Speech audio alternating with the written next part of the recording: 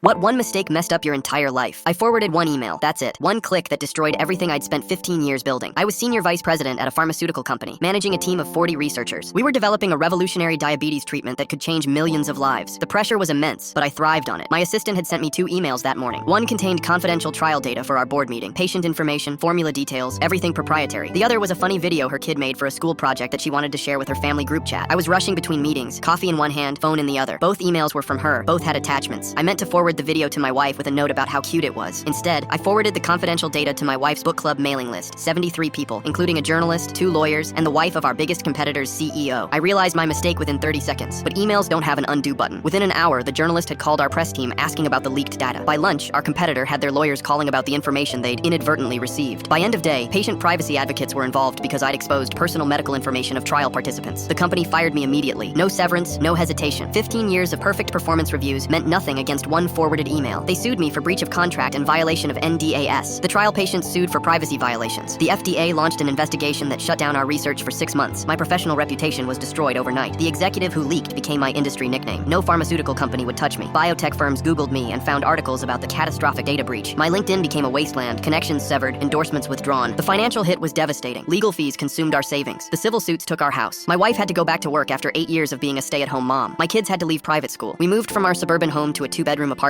My marriage couldn't survive it. The stress, the financial pressure, the public humiliation. Rachel tried, but she couldn't look at me without seeing the man who destroyed our life with one click. We divorced 18 months later. The FDA investigation concluded I hadn't acted maliciously, just negligently. But that distinction didn't matter. The trial was delayed by 2 years. 3 patients who could have benefited from the treatment died waiting. I carry their names in my wallet. I work at a hardware store now. $15 an hour, no emails required. My former colleagues pretend not to recognize me when they come in. My kids are embarrassed to tell friends what their dad does. My ex-wife remarried a man who pays attention to details. The worst part is the butterfly effect. Our competitor used the leaked information to accelerate their own research. They beat us to market with a similar drug. The company I worked for lost billions and laid off hundreds of employees. 40 people on my team lost their jobs in restructuring caused by the financial hit. One email, one moment of inattention, one click that rippled out to destroy careers, delay medical treatment, and unravel lives. I've become obsessed with digital mindfulness, teaching basic email safety at community centers. Check twice, send once, I tell people. They nod politely, thinking it could never happen to them. They don't realize I used to be them, successful, careful, certain that big mistakes happen to other people. Last week, I saw my old assistant at a coffee shop. She said she still feels guilty about sending both emails so close together, wonders if she could have labeled them better. I told her it wasn't her fault. It was mine, 100% mine. It was just a mistake, she said kindly. Everyone makes mistakes. Yes, I agreed, but not everyone's mistakes cost people their lives, their jobs, their futures. That one forwarded email taught me that sometimes there's no correlation between the size of a mistake and the size of its consequences. A second of inattention can undo decades of careful building. There's no undo button for life. Every night before bed, I check my sent folder, even though I don't send important emails anymore. It's a ritual now, a reminder that I once destroyed everything with a single click. Some mistakes you don't recover from, you just learn to live in their aftermath.